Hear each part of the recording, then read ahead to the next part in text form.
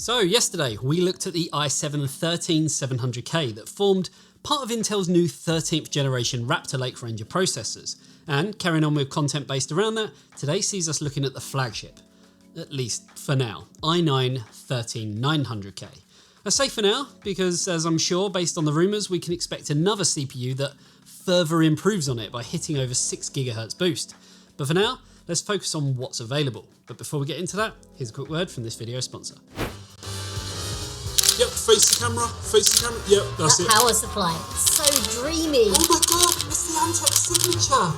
With a fully modular design, 80 plus titanium efficiency rating and 10-year warranty, it will be the most famous power supply you've ever owned. Find out more by clicking the link in the description below. So the i9-13900K, it's the daddy, the flagship, the successor to the 12900K, a CPU that saw Intel completely change the way that things were done with the introduction of efficiency cores combined with hyper-threaded performance cores, in a bid to improve in single and multi-core performance across a variety of workloads. And of course, in gaming. Now, for anyone who missed our Intel Raptor Lake unboxing, I definitely advise checking that out as I go through quite a lot of information. But for the sake of this video, let's have a little recap. So the i9-13900K is a 24-core processor that comprises of 8 performance cores and 16 efficiency cores, giving us a total of 32 threads due to the hyperthreading on the performance cores. So a nice 50% increase in physical cores and 33% uplift in total threads. Now actually giving us more physical cores than the newly released 7950X from AMD, and the same amount of threads. Clock speed wise, things are increased dramatically, coming in with a max turbo speed of 5.8 GHz, a sizable 11% increase in clock speed over the predecessor 12900K. Now, as with all of the 13th gen Raptor Lake processors, we also see a large uplift in both the L2 and L3, or Intel Smart Cache, where the L2 cache has seen a huge 128% increase from 14 megabytes to 32, and the L3 cache with a 20% increase from 30 meg on the 12900K to 36 megabytes total on the new flagship. Like the other 13th generation processors that are launching, denoted by a K, the 13900K is fully unlocked, meaning that users can overclock it beyond its rated speeds, and if there's enough interest, we'll take a look at that in a further video. Whereas today we'll be putting a larger focus on its stock and max turbo performance. Now, other points worth noting is that the PCI Express lanes have stayed at the same amount on this generation, with the 13900K supporting 20 in total. And while the TDP has stayed the same at 125 watts, PL1 and PL2 have been increased from 241 watts up to 253 watts, with only the other major change being the support on Raptor Lake for DDR5 5600 MHz without the need for overclocking or XMP. In terms of the price, the 13900K is launching slightly more expensive than what the 12900K did, which can now be had for under $600. The 13900K will set you back $659.99 in the US and £699.95 in the UK, which does actually put it $50 cheaper than the Ryzen 9 7950X in the US and about 80 quid cheaper than the 7950X in the UK. So it's going to be interesting to see how they compare in both productivity and gaming-based benchmarks. Now, as I mentioned in our 13700K coverage, we are comparing the 13900K against previous generation Intel processors, as well as AMD's latest AM5 platform, and of course the previous generation of AM4 based processors. And due to that, there's various test benches that we use throughout because of the various platforms. Obviously, we want to keep things as consistent as possible, and we have where we could, with the one key area being the change in memory, as while AM5, Z690 and Z790 all use DDR5, AM4 uses DDR4. That aside, all other components were kept the same, like our GPU, where we use the RTX 3090 Trinity from Zotac, and with all of the DDR5 based test benches, we use the same G-Skill Trident Z5 Neo 32GB 6000 MHz kit. Due to the fact that 13th gen is new, and though we could have tested on Z690, we decided to plump for the Asus ROG Maximus Z790 Extreme motherboard with the latest BIOS. For Windows, we used the most recent update of Windows 11, and throughout all of our testing, resizable bar was enabled. So, with all that out of the way, let's jump into them glorious benchmarks. So, starting things off with 3D Mark Firestrike, and we start to see some anomalies with the overall score, as the i9-13900K actually scores less than the 13700K and less than the previous generation 12900K. I can only assume that with CPUs getting so much more powerful as of late, that the likes of Firestrike are just becoming somewhat CPU bound or not optimized for newer tech.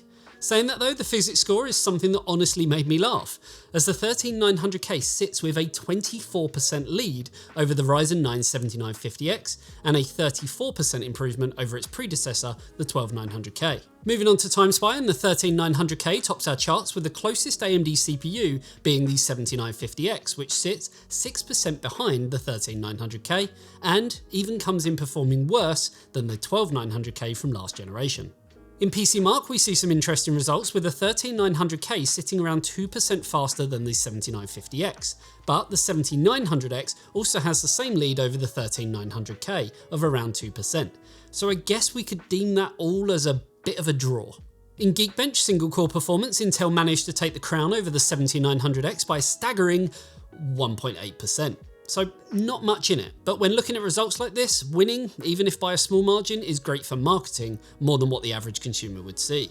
In multi-core performance, it's another win for Intel with a clear 9.7% lead over the Ryzen 9 7950X, which, when you factor in the Intel being $40 cheaper to buy, it makes for an even more convincing argument as well. In SuperPi, we have our first consumer processor that calculates in less than 5 minutes at 4 minutes and 47 seconds, which is almost half a minute faster than the flagship Ryzen 7000 series CPU. When looking at web browser performance, it's pretty clear to see that the 7950X from AMD fares very well, but the 13900K just manages to do it better and comes in 8% faster overall. It's a very similar story when looking at Mozilla Kraken, with the 13900K leading the pack with the fastest time to finish, again by quite some margin. In Web Expert 4, the i7 13700K was already ahead of everything AMD had to offer by a small margin of less than 1%. While the 13900K managed to push ahead further by just under 5%, cementing its lead as the most powerful CPU in this test. Taking a look at compression within 7-zip, and we see the 13900K again topping our chart with a 5% performance lead over the 7950X, though in the decompression test, the 7950X manages to stretch its legs with a 17% margin over the 13900K. Moving on to rendering tests, and within Blender, the 7950X manages to take the crown with a 10% lead over the 13900K, but with a 6% increase in price over the 13900K, it's a bit of a tough one to call based on this single test. More performance for more money, yes, but as we've seen so far, it's not that consistent across multiple tests. Corona ends up becoming a fierce battle with both the 7950X and 13900K tying for that top spot at 36 seconds to render the complete scene, which is frankly insanely fast and a nice step up from the 12900K when comparing how far Intel have come just in one generation. In Keyshot Viewer, the more expensive 7950X does push ahead by 4% over the 13900K, but we still see very strong performance from the 13900K, which leaves the 7900X behind with a 27% lead. In trusty Cinebench, the single core performance of the flagship 13th generation CPU sees a 12% gain over the 7950X, which actually falls behind the i7 13700K, showing that the 13th generation range as a whole just clearly has better performance overall. In multi-core performance, the battle draws closer, but the i9 still manages to take the lead by a margin of less than 1%, which, considering its price so much better than the 7950X, does actually give Intel the crown for both single-core and multi-threaded performance. In V-Ray, the 13900K loses out to the 7950X, which pushes ahead with a 12% lead, though the 13900K does sit just under 20% faster than the 7900X, but is also 20% more expensive. So I guess you could say that you really do get value for money based on performance. Finally, to finish up our synthetic benchmarks, in Ada 64, it's evident to see that Intel have the superior processor when it comes to handling memory throughput, as we use the same kit for all of our testing, and that's clear to see in the read, write and copy speeds. AMD's 7950X does manage to come out with better latency overall, but with such varying margins in bandwidth, it's a bit of a hollow victory. So, in terms of gaming, starting with Assassin's Creed Valhalla, and it's one of those games where, when you're at the high end, having a better CPU doesn't seem to make all that much of a difference. And instead, we find the 12th generation 12900K outperforming the 13900K by 1 whole frame per second. So could be argued margin of error, though the 1% low does improve slightly, but again, could be argued as the same. Cyberpunk sees a small 3% gain over the 12900K, though more importantly sees a 17% increase in the 1% lows. Though with the 13700K seeing a very similar result, it feels like you're paying for wasted gains with the i9, at least in this title.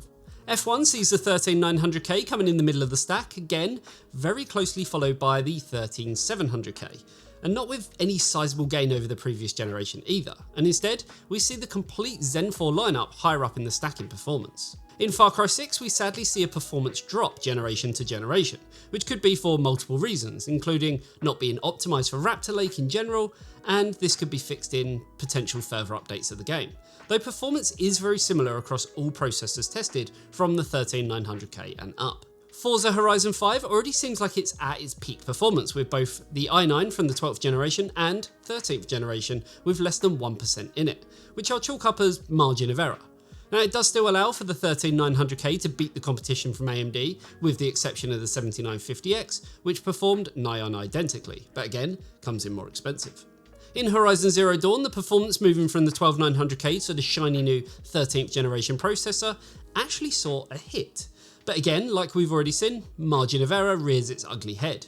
In the 1% lows though, we see the 13900K coming in with a 5% lead over the 13900K, followed closely by the 13700K, showing that these CPUs really do help iron out the dips a lot better than any others. Finally, we see a game that makes a bit of a difference, with Microsoft Flight Sim giving us a hefty 14% improvement over the 12900K and putting it ahead of the competition from AMD, including a 10% lead over the Ryzen 9 7950X. We also again continue to see really strong performance in those 1% lows to give a better gameplay experience overall. Red Dead Redemption doesn't really give much to go on when you're using processors of such a high caliber, as they all perform within the same range of performance in both overall averages and the 1% lows. Shadow of the Tomb Raider threw up some interesting results that we also saw with the 13700K. Again, much like Far Cry, we could see maybe some game optimizations occur in the future that sees these numbers increase. Finally, in Watch Dogs Legion, the 13900K storms to the top, only being beaten by its little brother, the i7 13700K processor, with very similar results. Now compared to the 12900K, which was already ahead of AMD's offerings, we see just over a 1% uplift in the averages, and again, a slightly larger gain in the 1% lows. Okay, so if you've already checked out our content on the 13700K, we had to talk about where it fits in between various processors from the existing lineup, and of course compared to AMD. But the i9 13900K is a bit of a simpler story. Now when it comes to synthetics, it's a beast. So much so that it feels like some of the software, like Firestrike, just isn't optimized for it, while other benchmarks like TimeSpy, 7-Zip, Cinebench, Geekbench, and frankly anything to do with rendering just laps up every drop of performance that the Raptor Lake i9 processor had to offer. Obviously, to get the most out of it, you'll want to be on Windows 11 with certain things enabled. But even then, we did some testing on the side and saw there wasn't huge amounts of performance there on top of what we already had. Now, gaming is a slightly different story because it can be argued one of many ways. Depending on the game you play will kind of dictate as to what direction you go. But also looking at the overall averages, which gives you an indication as to kind of how things compare across the whole spectrum of tests. And it's here where we actually see AMD just ahead, ever so slightly, not by much. Though the 13900K just makes up for it with the better performance in the dips and then 1% lows. Sadly, while the performance is fantastic, so are the products from the competition, and even actually from themselves, with the 13700K performing about the same. And that's where cost per frame comes in, which does actually see the 13900K coming in cheaper in the UK than the 7950X per frame, by around 10% or so. Though as you look further down the stack, yes, it works out cheaper. But remember, this is only focusing on gaming performance, which was pretty great on every CPU that we tested here today. The margin between the 7950X and the i9 13900K draws closer by around 5% when comparing the cost per frame, as prices are slightly different in the US. But again, we see the same trend as we move down the stack, showing us that of course, we pay more for the top dogs from both AMD and Intel. So which one to choose? Well, that is, I don't know, an even tougher decision. Now when it comes to power, that is, again, even simpler, as the 13900K uses the most power in everything, other than idle, due to them efficiency cores.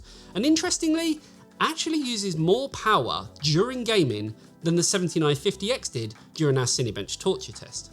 So with the cost of electricity going up, could actually make quite a big difference. How much is clear to see when you look at the cost per hour, where in the UK the 13900K tops our chart, and in this case that's not a good thing. I mean, yes, you get more power, and it has to come from somewhere, but AMD just have the superior product in terms of power, which isn't what you'd expect given the efficiency cores. But sadly they don't really even come into play when looking at load and pure performance power. Now in the US, where electricity comes in around 15 cents per kilowatt hour, you're looking around 3 cents per hour to run the 13900K in gaming, which is actually 56% above the 7950X during the same task, which kind of, it puts it all into perspective just a little bit more. Now with all this power, heat obviously comes into the equation as well. And under our NZXT Z73 RGB cooler, we're seeing quite a dramatic uplift from the 12900K as we move to the 13th generation flagship, where we frankly struggled at 100 degrees. Now obviously this is a limit baked in by Intel, but this is the first CPU to hit 100 degrees during gaming. And I wonder what that means for longevity, though of course it's only the max temperature recorded and could actually be just for a split second. So, I don't know, I'm kind of stupidly torn with the 13900K. In a way, I think the best way I can describe it is by calling it Alder Lake 2.0. Now, like I said with the RTX 4090 being what Ampere should have been, now feels like we're going through the same with Raptor Lake. As you reach the top tier with any product, you're going to struggle getting every ounce of performance from it. And the downsides are always going to be more evident in power and temperatures. But to me, it feels like the 13900K, while it's pretty damn special, and with gaming aside is frankly amazing, some of these kind of downsides, just feel like a bit of a bitter pill to swallow, given the price. And that again comes back down to power and temperatures. The big issue for the 13900K, while it does improve a lot on the 1% lows compared to its predecessor, and of course how it compares to AMD, the i7-13700K, that's the sticking point. And in a lot of things, it was very, very close and comes in a lot cheaper. What I'm trying to say is that unless you're rendering or doing something workstation based, the i7 to me is the better choice. As for gaming, it's just too close in performance. But given its performance in workstation based tasks, AMD have some great products too. So yeah, it's a real tricky one. Though I do feel that Windows updates and software and gaming optimizations could actually see it become even better over time. And we know that Intel and Microsoft work very, very closely. So maybe we'll see that, and I'll be retesting it in the very near future. For now, what do you guys think? You could class it as the best, but at what cost? Let me know your thoughts in the comment section below, and hopefully you enjoyed this video. If you did, then a like and a sub to the channel would be absolutely amazing. And if you love what we do, then why not support us over on Patreon, where you'll get access to a ton of behind the scenes goodies and exclusive access to our secret area on Discord. The link is down below. And with that, I'll see you in the next one. See you later, guys. Bye-bye.